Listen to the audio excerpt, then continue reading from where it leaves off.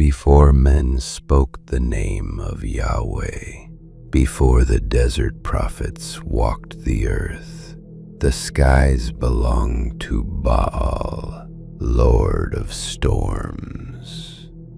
He ruled from the mountain Zaphon, his throne carved from thunder clouds, his voice the roar of rain upon parched earth. Wherever Baal walked, crops grew tall, rivers swelled, and the people sang hymns to their life-giver. They built temples in his honor, pillars that reached for the heavens, crowned with gold and cedar. In those early days, Baal was not evil. He was the breath of the storm, both fierce and kind. Farmers feared his lightning but begged for his rain. Yet, in the heavens above, a whisper began. A new God, one God, Yahweh, had risen among the tribes of the desert. His prophets called all other gods false, their idols lifeless. And among those names, Baal's was spoken with particular scorn. "Cast down the Baalim," cried the prophets. "There is but one Lord." Baal's temples fell one by one. His priests were slain, his sacred groves burned.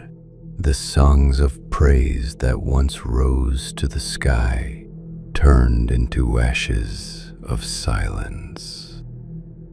Baal, once fed by human devotion, felt his power waning. Storms no longer obeyed him. Thunder rolled only when he screamed. In his fury, Baal challenged Yahweh. "You call me false, but it was I who fed your people. Without my rain, they shall starve." But Yahweh did not answer. Only the desert winds replied, dry and merciless. The mortals no longer looked to the mountain of Baal. Their eyes lifted only to heaven's unseen throne. Centuries passed.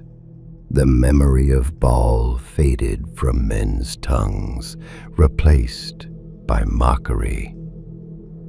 They called him Beelzebub, Lord of Flies, a title meant to shame him, and so it was that the god of storms became the god of decay.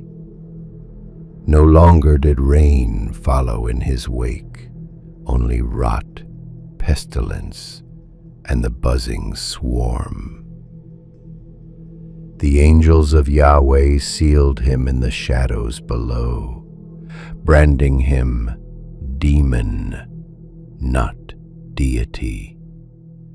His temple on Zaphon became a ruin of lightning-scorched stone.